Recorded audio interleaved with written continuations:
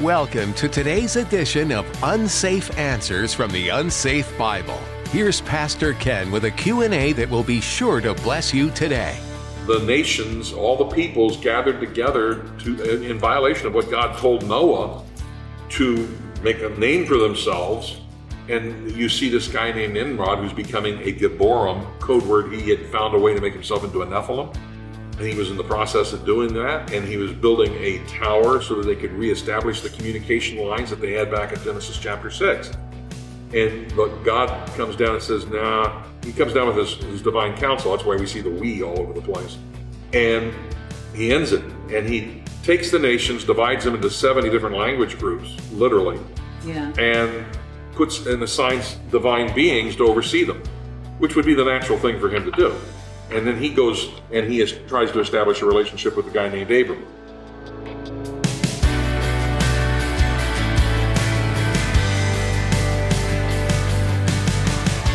You're listening to the Unsafe Answers from the Unsafe Bible Podcast with Pastor Ken Brown. Join Pastor Ken for a unique Q&A podcast series that provides Bible-based answers for Bible-inspired questions. Now, here's Pastor Ken as he addresses a series of additional questions inspired from the book of Romans, chapter 5, verses 8 through 14, for today's edition of Unsafe Answers from the Unsafe Bible. The first soil, of course, they're not believers. Second soil is, this is all exciting until all of a sudden they realize their friends don't like it and they just drop off. The third soil is those who say they're believers, but all of a sudden, the fact that they're a believer in Christ begins to brush up against the job where they have to do shady things to be able to make a sale, and they continue to do the shady things to make the sale. Whereas a believer, I remember counseling a guy who gave his life to Jesus, and 1 week later, he's flushing his dope down the toilet, he's burning his dope dealer's cards, he is saved. I mean, he loves Jesus, and he says, I don't need that anymore, I don't want that anymore. I said, well, what about your friends that you used to go clubbing with? He said, I don't want to be around them. I don't need them anymore either. I mean, he was saved. I mean, God did a work in his life. But I've also talked to people who, 10 years after they were saved, they're living with their girlfriend, and they also have a wife at the same time, and they're wanting me to pay their money to help them pay the rent for their girlfriend. What soil is that? The first one. That would be the first one. They're not saved. They thought they had their fire. Well, I got my fire insurance, I'm saved. No, you're not. You're not. No, they just check the box. You check the box. They live the way they want to live in the secular world. And unfortunately, we have denominations that feed to that. Yes. You have the ALCA that feeds to that. You have the Catholic Church that feeds to that. You have the Methodist Church that feeds to that. It all feeds to folks feeling good about themselves and thinking they're saved because they're doing some righteous works, but they're not saved because they're not righteous. We talked about this on the way up today because we were talking about, the Bible is the same yesterday, today, and tomorrow. It doesn't change. No, God never doesn't has. change. And our secular world, every segment, every institution, everything changes with the culture. And they're changing it so they can still appease the culture. And it's like, what's wrong with these people? It can be the military. It can be the Boy Scouts of America. It can go YMCA. It filters right on down to our... The YMCA used to be a great organization. And in fact, we actually used their camp one time for a family reunion up at Estes Park. We wouldn't today. The Salvation Army. What a fabulous organization. Not today. Our pharmaceutical, our medical, our educational. It's all churches. The Churches. Yeah. It's right on. No. Every Every institution I can think of has altered to fit the culture. Everything. The pressure of the culture is pressing against the church, and that's why you see Laodicean churches multiplying like crazy.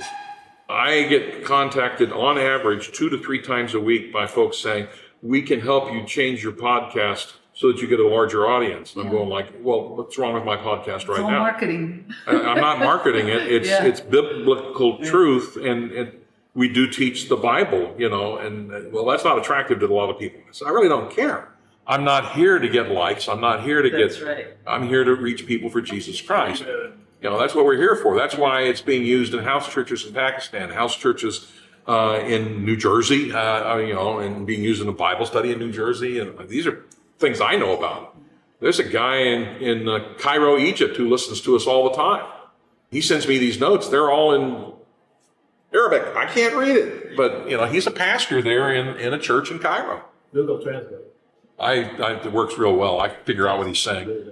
I even think back to our educational system. If it hadn't changed so much in the 50s, we wouldn't be as stupid as we are today. Well, I remember when I was a kid in grammar school, we would pray. We prayed. We literally prayed.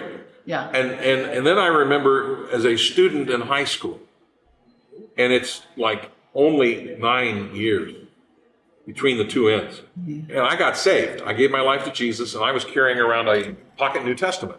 And one of the guys who had been a friend saw that pocket New Testament and says, "That's illegal. You can't carry that on a campus." And I said, "Well, I don't care.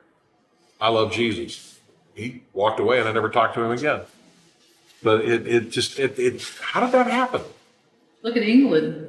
We used to be very Catholic. Now those churches are sightseeing. They're revenue producing. We have churches in the local area here because of the denomination, because of the apostasy that's gone on within that they no longer attract anybody to come to it. And one just recently sold. Unfortunately, they were trying to do a few other things at the same time, so we couldn't talk to them. But there are other churches in the local area right now that you wonder, what does their lifeline look like? Because they're not teaching the word anymore at all.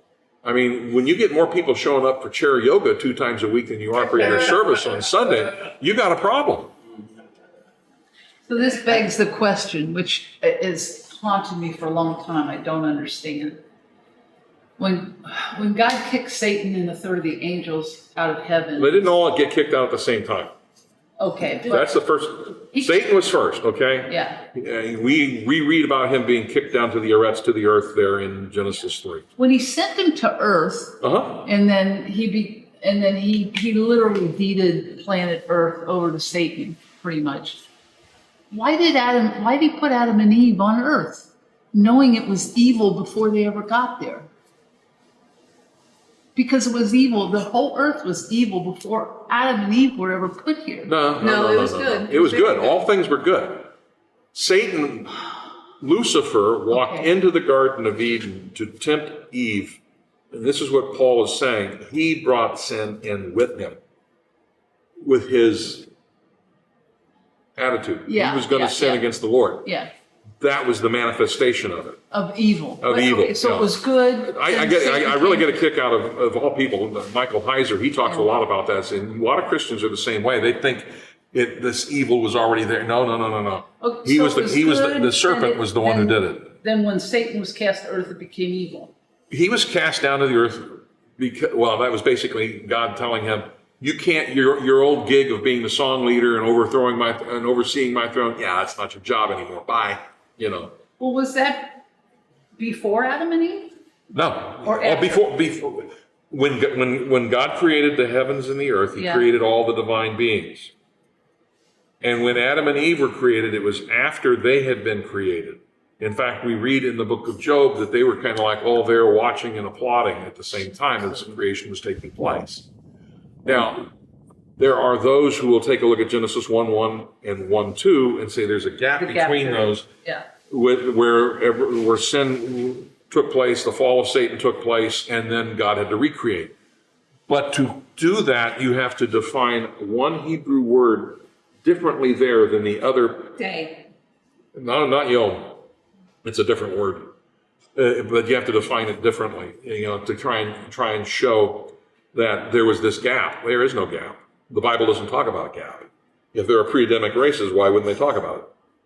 If there was a fall prior to that, why wouldn't they talk about it? Jewish thought, and you kind of look at that and you're like, well, that's not really saved. It's, but Old Testament Jewish thought is pretty right on in a lot of cases because they believe that there was a second power in heaven called the angel of the Lord.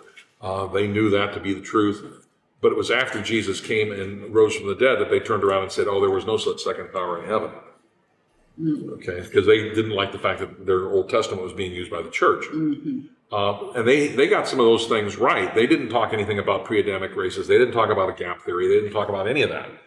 There is no gap theory historically, pretty much until you get to a guy named Charles Darwin coming up with this theory called evolution. And then these guys start coming up with ways to try and explain it away. And then Arthur Custance writes 4 books, of which I've read all 4. And that's 20 hours I'll never get back. Painful. I came to the conclusion after reading all of it that it's science fiction. You can't prove up any of it. And then I discovered the grammatical argument also that it's just not possible.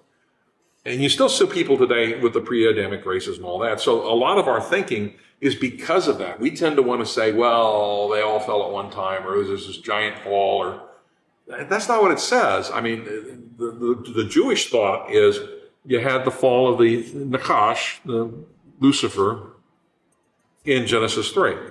And then you had another fall that involved at least 200 watchers that we know of if you look at Enoch's numbers. Okay. Could be more in Genesis chapter 6.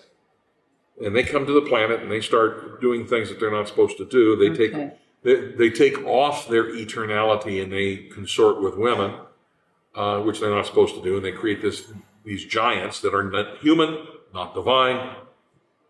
Okay, so my timeline's screwed up. And then the final rebellion they look at is in Genesis chapter 11. The nations, all the peoples gathered together in violation of what God told Noah to make a name for themselves. And you see this guy named Nimrod who's becoming a Gibborim, code word. He had found a way to make himself into a Nephilim. And he was in the process of doing that. And he was building a tower so that they could reestablish the communication lines that they had back in Genesis chapter 6. But God comes down and says, nah, he comes down with his divine counsel. That's why we see the we all over the place. And he ends it. And he takes the nations, divides them into 70 different language groups, literally. Yeah. And assigns divine beings to oversee them, which would be the natural thing for him to do. And then he goes and tries to establish a relationship with a guy named Abram. But those divine beings, some of the ones who oversaw some of these other nations, they became corrupt themselves. They start following Satan. That's what we see in Psalm, where the Lord in the Psalm, I gotta go look it up. But there's a section in the book of Psalms where God is actually telling the divine council that has violated its first charge, so it was good. They're going to be judged. Then there was creation. I was thinking it was Adam and Eve came after Satan. Satan first didn't work that way. Adam and Eve came before. Yeah, Psalm 82. That's where that is Psalm 82, where he condemns I got a question. the divine council. Along that, Genesis 1:1, it says, in the beginning God created heaven and the earth. So Right. he didn't create the animals, he didn't create the stars, he didn't create just heaven and earth. Now, would he create heaven perfect and earth bad? No, So both of them were good. both They were were all good. good. Okay, so verse 2. And the earth was without form and void. Right. That doesn't sound like it's good. No, it just means it hasn't been created. It hasn't gone any further than that. Tohu bohu are the two words there in the Hebrew, without form and void, and with nothingness. There's nothing there. It's just nothing.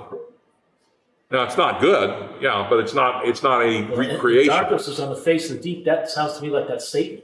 That doesn't sound like it's a good thing. Well, God hadn't created light yet. His light had not come out. But notice he creates light before he creates any of the things But darkness to do. isn't just the absence of light. No, So I would think that Satan can be considered darkness. but Satan's not. He's at that point in time. Satan is still confined to the third heaven. God's out creating all this in the second heaven. Satan is working. He works in the throne room. Because he has access, that's for sure. He has access. Yeah. In fact, he's a song leader and he's overseeing the throne and literally is serpent-like. I mean, that's one of the things that we see in some of the verbiage. So you hold no belief that there's a gap between Genesis 1 and 2? No, I don't believe there is. That's not when Satan was set down. No. When was Satan set down? Missler agrees with that. When was Satan set down? Satan came to this planet He was already on this planet because where God is, the divine counsel is. Okay? God was in the Garden of Eden.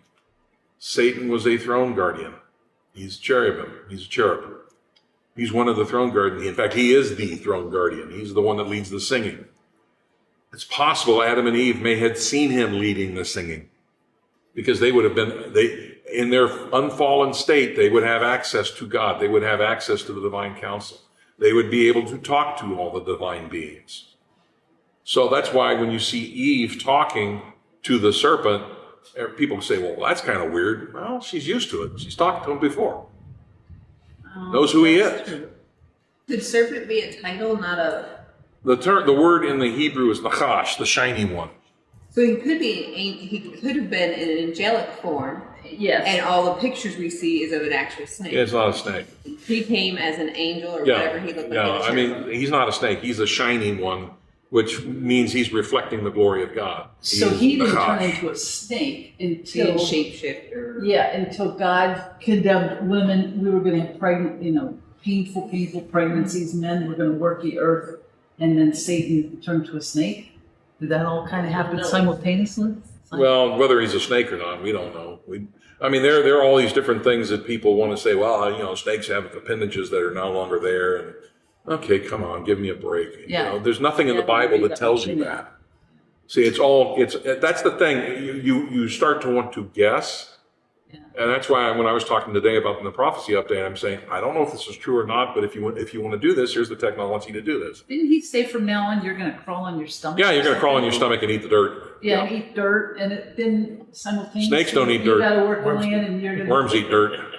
On the Nephilim, now we're going to see them reemerge after the rapture, or what's But Nephilim? Yeah. The Bible tells us that they were the result of angels and women before the flood, after the flood, and even now. So where are they now? What's the NBA? They play in the NBA. No, I don't know. I had a friend who was a lovely believer. He loved the Lord. He was a center for the Lakers. He was 6'11", and he'd say, "Hi, Ken. My name's Jay, and I'm not a Nephilim." I love Jesus. has 6 fingers in each hand? He didn't have 6 fingers in each hand. What's going to be the deal now? How are they in relation to the Antichrist? That's a good question. I mean, you start looking at some of the manifestations, and we've talked a little bit about this in the prophecy updates, where we start looking at some of the things that the world sits there and says, UFOs, aliens, no, demons. And the thing is, unsaved individuals have come to that conclusion too. Yeah. So if you look at a history of it, and you find out it's been going on since, Genesis 6, when the first group of them came down, they've been coming down over and over again, and they've been pretty much consistent the way they do it. They tend to engage in sexual hijinks with women, and there's historically we've seen that kind of stuff happening for thousands of years, unfortunately. So are they around today? Yeah, more than likely. Are they? One of the things that the abductees who have been abducted in alien abduction stories tell us is that they're experimented on sexually. Their eggs are taken, sperm is taken, and they've actually seen behind doors where they have giants, or their breeding stations where they're breeding. Movies about that too. Yeah. So, is the Antichrist going to be Nephilim or That's a good question too, because John talks about this individual in the book of Revelation as a him. And then you get to chapter 12, and he suddenly switches in the Greek to the third person, it. He talks about the false prophet the same way, it. So it's kind of like, what happens that he so-called dies? He doesn't die. Comes back. Is he augmented? Is he genetically engineered? Does he have satanic DNA injected into him, which is a possibility? And this satanic DNA turns him into an it? Is he tied in cybernetically to be able to go through the quantum computer and the mind reading stuff and know what's going on and what people are thinking? We don't know. We're not told. Registered as a Democrat. He registered. Okay, great. You just don't want to be here. We don't want to be here. You can conjecture all kinds of stuff based on the very open words that are used by John, who is a guy living in 92, 93 AD, trying to explain to us the 21st century world. Zechariah tries to explain. Joel's the same way. He explains drones and drone warfare and drone swarms like a bunch of bugs. Which they are. But it's drones, Yeah, and once you understand that's what he's talking about, now you understand why he's also talking about the day of the Lord constantly.